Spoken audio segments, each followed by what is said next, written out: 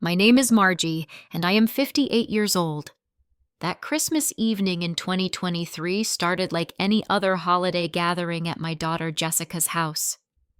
I was standing in her pristine kitchen, carefully arranging my homemade cranberry sauce in a crystal bowl, listening to soft carols playing from hidden speakers. The scent of roasted turkey filled the air, mixing with the sharp pine fragrance from the perfectly decorated tree in the adjoining living room. Everything appeared picture perfect for our family celebration. Yet underneath the festive surface, I sensed something was terribly wrong. There was an unusual coldness in the air that had nothing to do with the December snow falling outside. Before I share what happened that changed everything forever, I would love to know where you are watching from. Please hit that like button and subscribe for more real-life stories. What I am about to tell you will show you exactly how one calm decision can turn someone else's cruelty into their biggest regret. 5 years had passed since my husband Robert lost his battle with pancreatic cancer, leaving me to navigate widowhood at 53. During those dark months of grief, Jessica became my lifeline.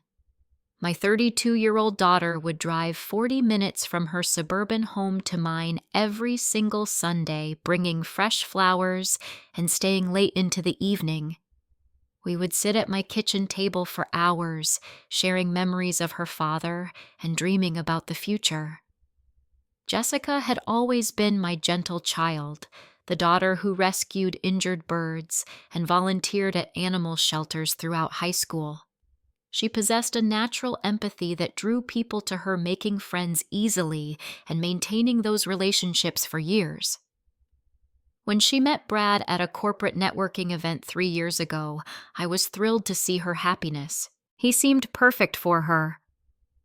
Brad worked as a regional sales manager for a medical supply company, owned a beautiful colonial-style house in an upscale neighborhood, and appeared genuinely devoted to my daughter. The changes began subtly after their wedding. Jessica started canceling our Sunday dinners, claiming Brad needed her help with various projects around the house. When we did spend time together, she seemed distracted and less engaged in our conversations. She began expressing opinions that contradicted values she had held her entire life. The woman who had once donated her birthday money to wildlife conservation suddenly questioned whether such charities were effective uses of resources. Brad held extremely rigid political views that bordered on extremism. During family gatherings, he would dominate conversations with lengthy speeches about traditional values and what he called the moral decay of modern America. What disturbed me most was watching Jessica nod along with ideas she had previously opposed.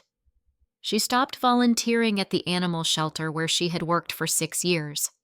She gradually cut ties with longtime friends who didn't share Brad's increasingly narrow worldview. The first serious crack in our relationship appeared after the 2022 midterm elections. I had always voted based on individual candidates rather than strict party lines, a practice that infuriated Brad. He accused me of being a closet liberal who was undermining Jessica's moral development. The accusation was completely unfounded, but Jessica sat silently during his angry tirade. That silence told me everything I needed to know about how much influence he had gained over her thinking. My son Michael, 29 years old and living in Colorado Springs with his wife Sarah and their twin boys, had grown increasingly worried about his sister's transformation. During our weekly phone calls, he would express frustration about Jessica's complete personality change.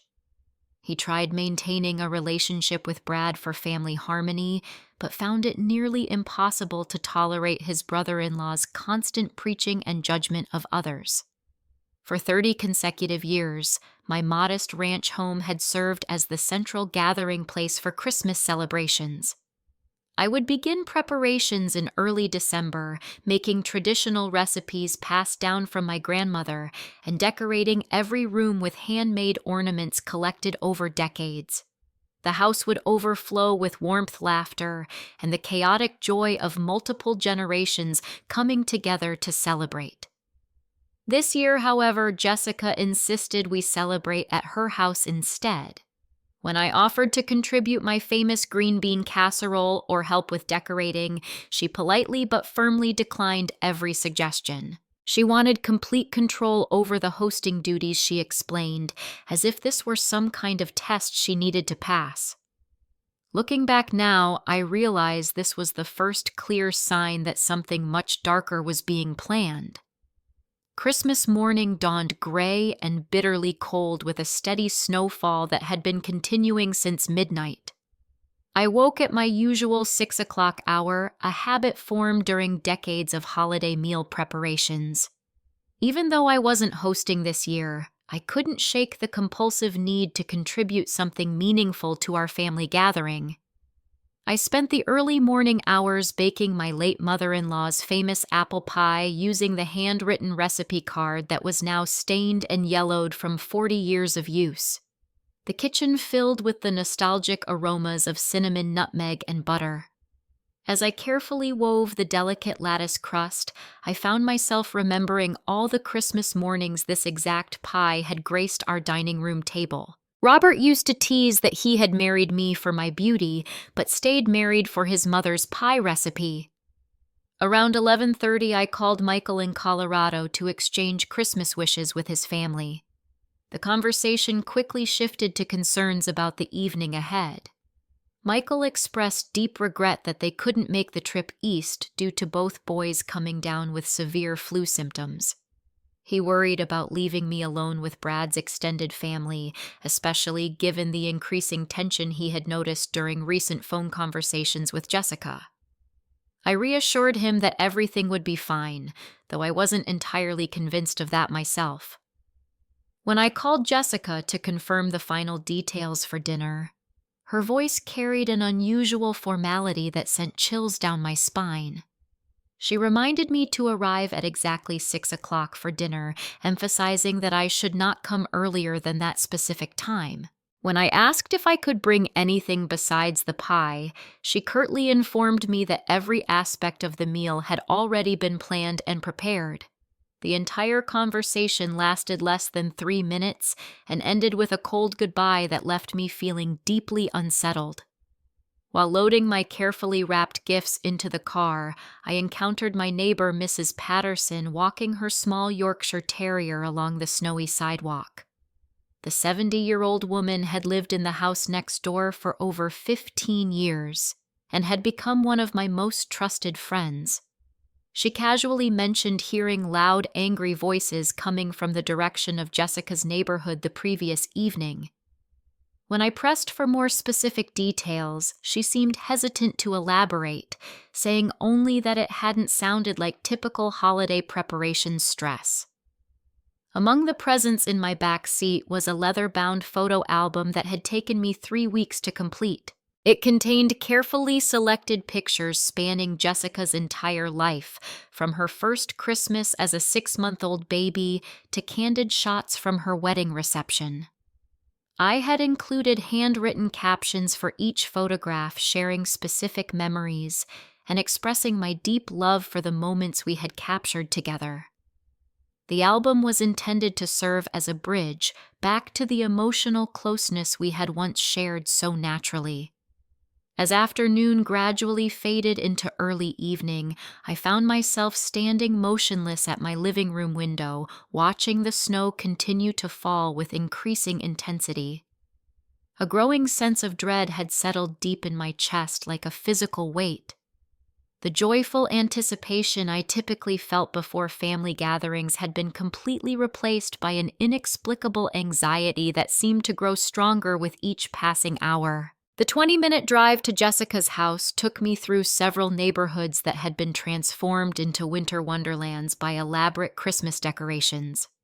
Twinkling multicolored lights adorned every house, inflatable snowmen and reindeer dotted snow-covered front yards, and my car radio played gentle holiday classics that normally would have lifted my spirits. I tried desperately to let the festive atmosphere calm my increasingly frayed nerves, but the persistent feeling of uneasiness only continued to intensify as I navigated the familiar suburban streets. Jessica's house stood prominently at the end of a quiet cul-de-sac, its red brick facade beautifully illuminated by thousands of precisely arranged white LED lights. The holiday decorations were undeniably gorgeous, but somehow felt sterile and impersonal, lacking the warm, chaotic charm of traditional family displays. As I approached the front door while juggling my pie carrier and an armload of wrapped presents, I couldn't help but notice the complete absence of personal touches like family Christmas cards or children's artwork in the large front windows. Brad answered the door wearing what I can only describe as a practiced, calculated smile that never quite reached his eyes. His greeting was polite enough, but completely lacked any genuine warmth or holiday spirit. Jessica appeared behind him in the foyer, offering me a brief obligatory hug that felt more like a social courtesy than an expression of genuine affection. The house was filled with unfamiliar voices and the sound of animated conversations that seemed to stop abruptly the moment I stepped into the living room. I was formally introduced to Brad's older brother David and his wife Linda, along with Brad's parents Harold and Margaret. These weren't casual holiday drop-ins or last-minute additions to the guest list. This was clearly a carefully planned gathering of Brad's immediate family circle. What struck me as particularly odd was how naturally and comfortably they all interacted with each other, displaying the easy familiarity of people who had spent considerable time together, recently discussing shared topics and making collective plans. Throughout the first hour of the evening, I made repeated attempts to engage in normal, pleasant holiday conversation. I asked polite questions about their work and personal interests, shared lighthearted stories about Jessica's childhood Christmas traditions, and tried desperately to find some common ground that might ease the growing tension. Each attempt was met with brief, polite responses that seemed designed to shut down rather than encourage further discussion. Linda made several seemingly innocent comments about generational differences and the natural challenges that arise when older family members struggle to adapt to changing times and modern realities. Harold spoke at great length about the critical importance of family unity and the necessity of shared values for maintaining healthy relationships. David contributed observations about how difficult it can be when family members hold conflicting worldviews that create unnecessary stress and division. Brad's behavior throughout this preliminary period was particularly troubling and inappropriate. He made several pointed, thinly veiled remarks about older generations who stubbornly refused to accept necessary changes in society. When I mentioned my regular volunteer work at the local food bank, he openly questioned whether such charitable efforts actually benefit society or simply enable dependency and discourage personal responsibility. Most disturbingly, Jessica remained completely silent during these uncomfortable exchanges, offering no defense or support when her husband and his family subtly attacked my character and choices. The most unsettling moment of this early period occurred when I naturally offered to help with dinner preparation, as I had done countless times throughout Jessica's life. She firmly but politely told me that everything was completely under control and suggested I return to the living room to relax with the other guests. As I reluctantly rejoined the group, I couldn't help but overhear fragments of hushed conversations that seemed to stop abruptly whenever I moved within hearing range. The entire atmosphere felt less like a spontaneous family celebration and more like a carefully orchestrated performance with a predetermined script. When dinner was finally announced, I discovered that the seating arrangement had been deliberately designed to isolate me from the natural flow of family conversation. I was directed to a chair positioned at the far end of the long dining room table, physically separated from the tight cluster of Brad's family members, who were arranged to facilitate easy interaction among themselves. The placement felt intentional and strategic, ensuring that I would remain on the periphery of whatever discussions they had planned for the evening. Brad assumed the role of host and offered to say grace before the meal, delivering a lengthy prayer that included several pointed references to the importance of family unity, shared beliefs, and the courage required to make difficult but necessary decisions for the greater good of everyone involved. His words carried subtle undertones that made me increasingly uncomfortable, though I couldn't yet grasp their full significance. The dinner conversation immediately turned toward political and social topics, with each family member contributing seamlessly to what felt like a well-rehearsed discussion. They spoke passionately about the critical importance of ideological consistency within families, the genuine dangers posed by conflicting viewpoints, and the absolute necessity for decisive action when certain family members couldn't or wouldn't align themselves with core family values. Every single comment seemed deliberately aimed at me, though none mentioned me by name or addressed me directly. I made several determined attempts to redirect the conversation toward more neutral, holiday-appropriate topics.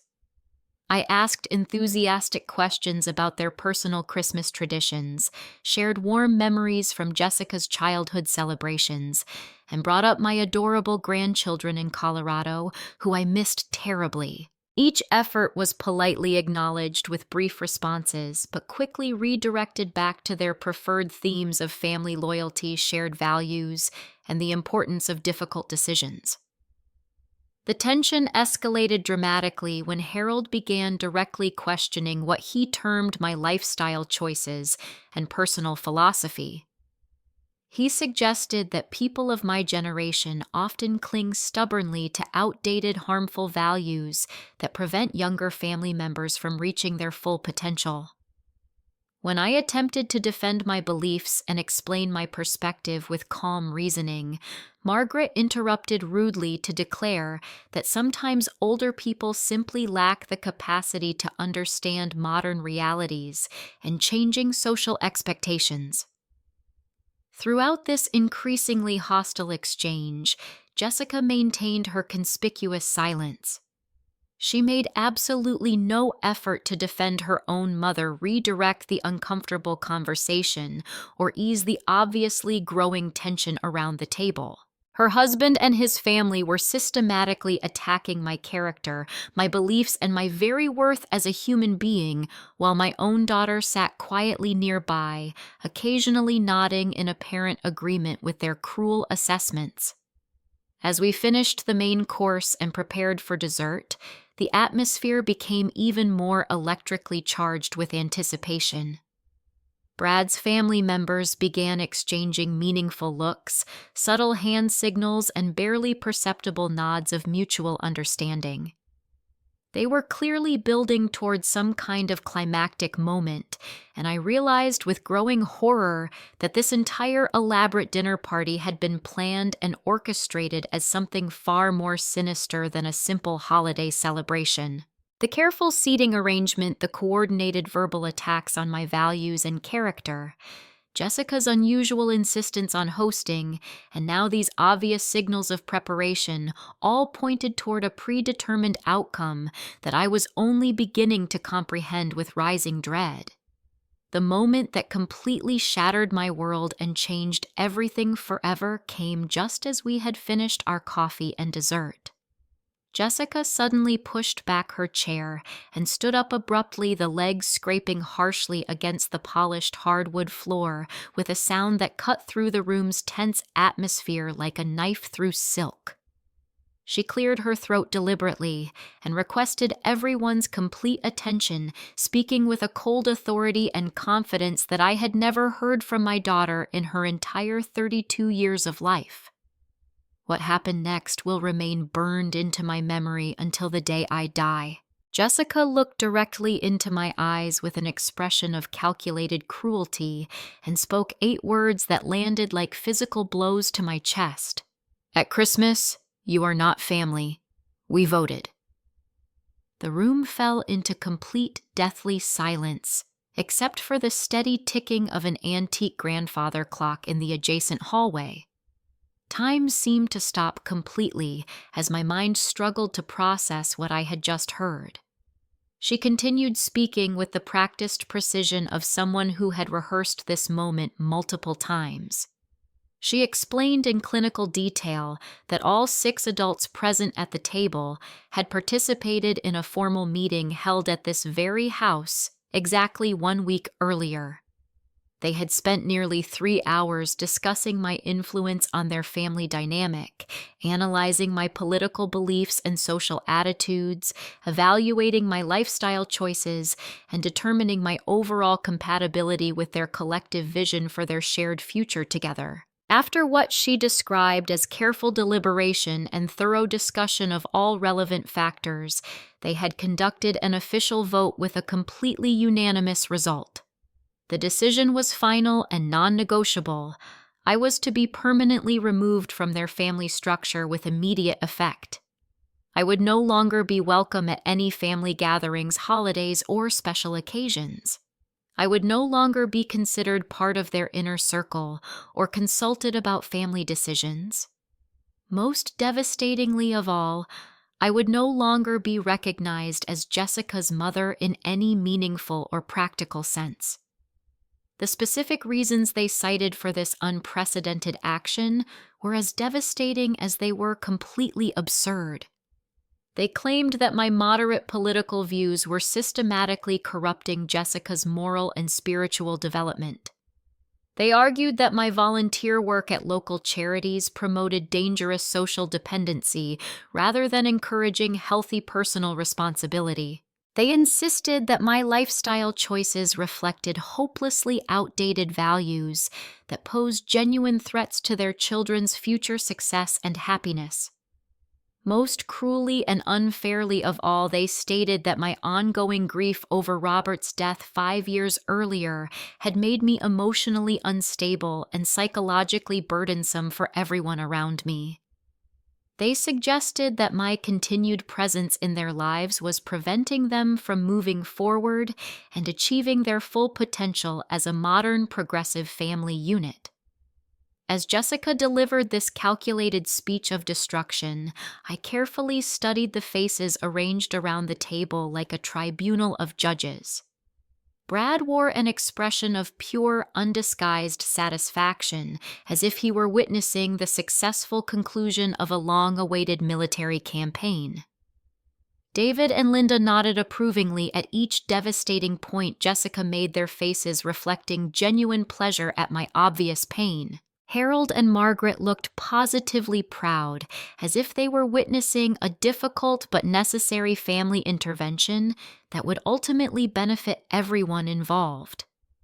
My first instinct was to completely collapse emotionally, to fall to my knees begging for forgiveness, to promise desperately that I would change absolutely anything they wanted if they would just please take back those horrible, life-destroying words. The pain coursing through my body was unlike anything I had ever experienced, even during the darkest days of Robert's final illness and death. But something completely unexpected happened in that moment of absolute devastation and betrayal.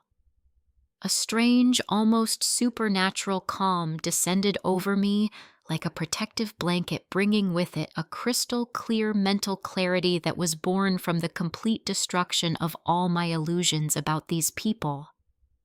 I suddenly realized that I was seeing their true nature for the very first time in my life. All the polite masks and careful pretenses had finally been stripped away, revealing the cold calculation and casual cruelty that had apparently always existed beneath their respectable facades.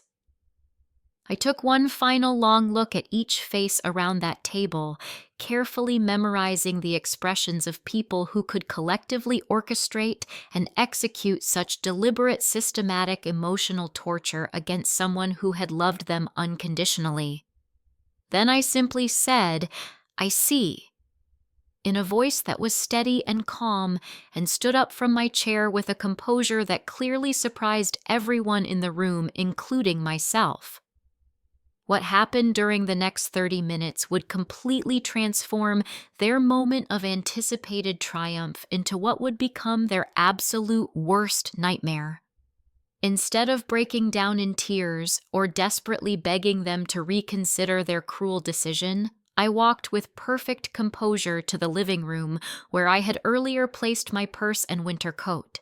I retrieved my cell phone and began making a systematic series of calls while they watched from the dining room with rapidly growing alarm and confusion.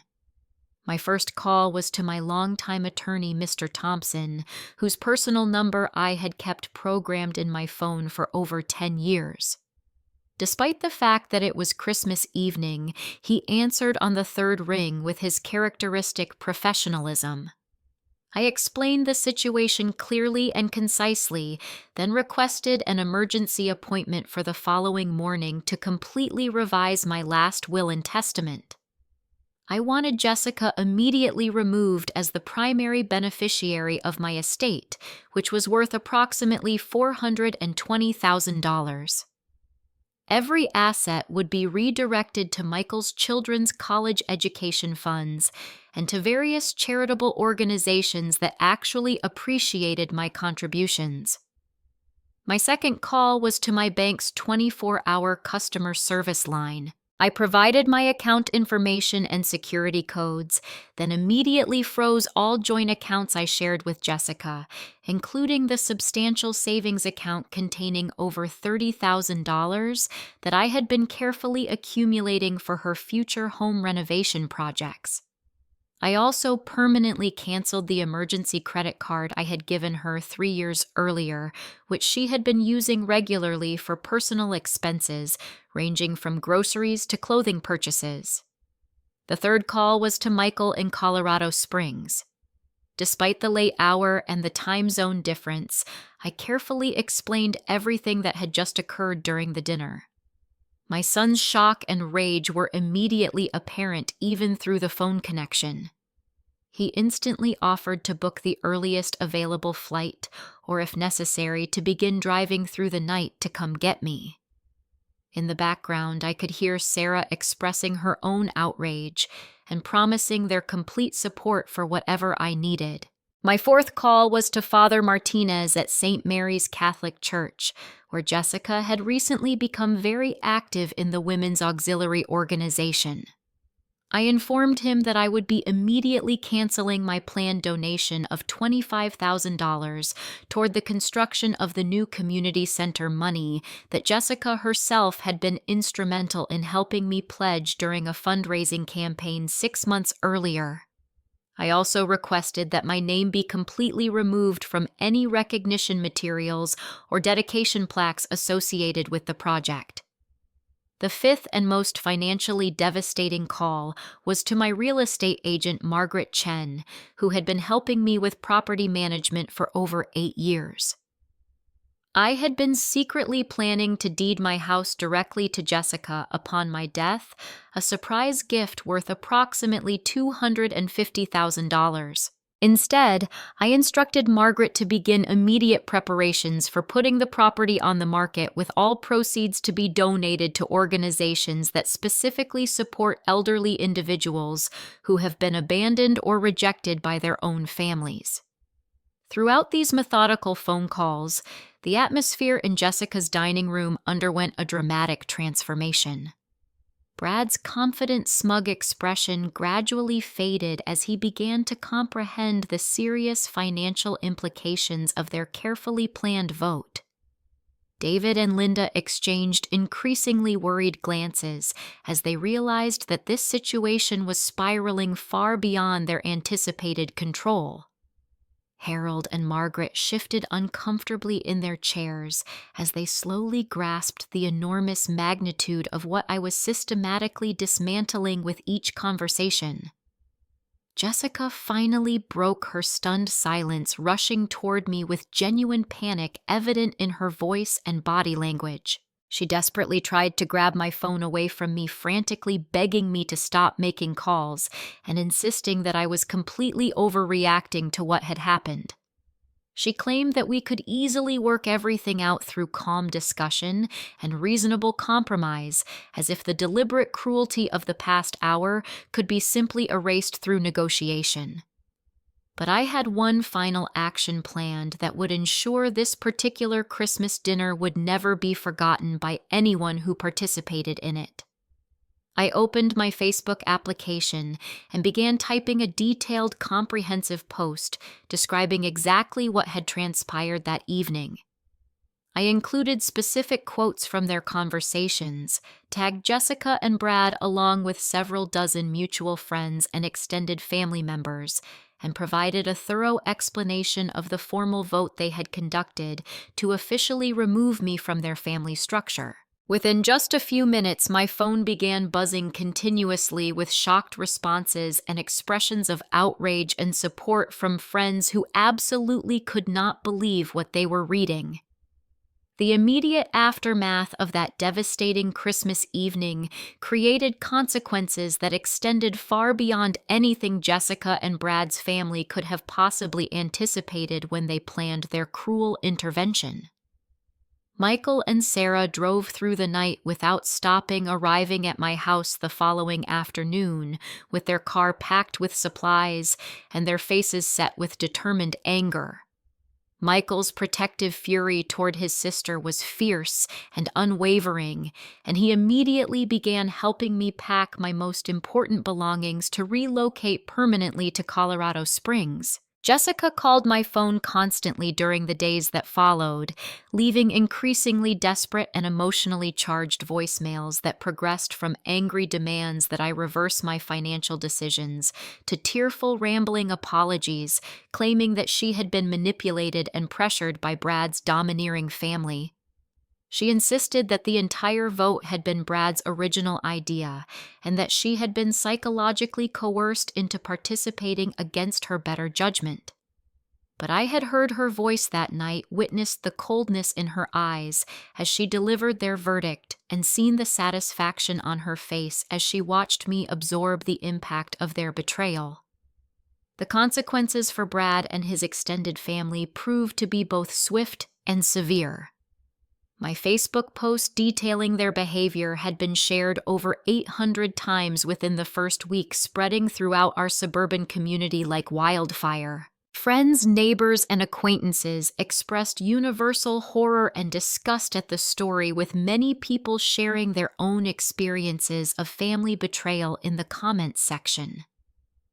Brad's employer, a well-established family-owned medical supply company that had always prided itself on traditional values and community involvement, began receiving numerous complaints from customers and business partners who had seen the viral post. The negative publicity created serious concerns about potential damage to the company's reputation and core values. Within 10 days of Christmas, Brad received formal notification that his employment was being terminated for conduct that reflected poorly on the organization's public image. David's small but previously successful accounting practice also suffered immediate and significant damage as word spread rapidly throughout their close-knit suburban community. Several longtime clients terminated their contracts within days, citing serious concerns about working professionally with someone who could participate in such unconscionably cruel treatment of an elderly family member. Linda lost her elected position on the local school board after an organized group of parents demanded her immediate removal from office. The broader community response to my situation proved to be overwhelmingly supportive and encouraging. Two local television news outlets picked up the story, focusing their coverage on the growing national problem of elderly individuals being emotionally abandoned and rejected by their own families during the holiday season. I received literally hundreds of letters, emails, and messages from complete strangers sharing similar painful experiences or expressing genuine admiration for the calm, dignified way I had handled such devastating betrayal. My transition to a new life in Colorado Springs brought unexpected levels of peace, fulfillment, and genuine happiness that I had not experienced in years. Living within just a few miles of Michael and Sarah allowed me to develop deep, meaningful relationships with my twin grandsons, something that geographical distance had previously made difficult. I became actively involved with 3 different organizations specifically dedicated to supporting senior citizens who had been rejected or abandoned by their families, finding tremendous purpose in helping others navigate similar emotionally devastating experiences. The sale of my house was completed efficiently within 4 months, with the entire proceeds funding a newly established scholarship program for undergraduate students pursuing degrees in social work and gerontology. Father Martinez later informed me that Jessica had stopped attending church services entirely after my donation cancellation, apparently unable to face the community members, who were fully aware of what had transpired that Christmas evening. 8 months after that life-changing holiday dinner, I received a carefully handwritten letter from Jessica that was unlike her previous desperate phone messages. This letter appeared to be thoughtfully composed and seemed to express genuine remorse and self-awareness. She wrote about finally recognizing how completely she had lost her authentic self while becoming absorbed in Brad's increasingly toxic and controlling worldview. She acknowledged how deeply she regretted destroying the most important relationship in her life and expressed understanding that some actions caused damage too severe for simple apologies to repair. However, certain types of betrayal cut far too deeply for conventional forgiveness to heal completely. The woman who had given birth to Jessica raised her with unconditional love and sacrificed countless opportunities for her benefit had been systematically destroyed by the very person she had nurtured and protected throughout 32 years of life. The deliberate cruelty involved in orchestrating that formal vote, combined with the calculated decision to transform what should have been a sacred family gathering into an execution of my character, revealed a capacity for heartlessness that I could never completely forget or overlook. The most profound and valuable lesson I learned from that horrible Christmas experience was understanding the crucial difference between genuine family and mere blood relations. True family consists of people who love you unconditionally through both good times and bad, who provide support during your most difficult moments, and who would never deliberately cause you pain for their own benefit. Blood relatives are simply individuals who happen to share some of your genetic material, and that biological connection creates absolutely no inherent claim to your love, loyalty, financial resources, or emotional energy. I also discovered the tremendously liberating power that comes from refusing to accept completely unacceptable treatment from anyone, regardless of their relationship to you. For far too many years, I had made excuses for Jessica's gradually changing behavior, rationalized Brad's increasing rudeness and disrespect, and absorbed their casual cruelty in the name of preserving family peace and harmony. That Christmas night taught me that sometimes the most genuinely loving thing you can do for yourself is to walk away permanently from people who have proven they do not deserve access to your heart. Today I wake up each morning in a cozy apartment with a spectacular view of the Colorado mountains, surrounded by photographs of people who genuinely love and value me exactly as I am. My days are filled with meaningful volunteer work, authentic friendships built on mutual respect, and the pure joy that comes from spending time with grandchildren who absolutely adore their grandmother. I sleep peacefully every night with the knowledge that I am truly appreciated and respected by every single person in my current life. The pain of losing Jessica will never completely disappear, but it has been gradually replaced by something far more valuable and lasting: the absolute certainty that I possess the inner strength and courage necessary to protect myself from those who would harm me, even when they happen to share my blood. Sometimes the greatest gift you can give yourself is the courage to walk away from those who never deserved your love in the first place. Have you ever faced betrayal from someone you trusted completely with your heart? How did you find the strength and courage to rebuild your life and move forward? I would love to hear your thoughts and experiences in the comments below. If this story touched your heart or reminded you of your own worth, please give it a like and subscribe for more real-life stories about overcoming life's most challenging and painful moments. Share this video with anyone who might need to hear that they deserve so much better than toxic family relationships. Thank you for taking the time to listen to my story, and remember that your worth and value are never determined by those who fail to see and appreciate the incredible gift of your presence. May you find the courage to surround yourself only with people who truly cherish and honor the blessing of having you in their lives.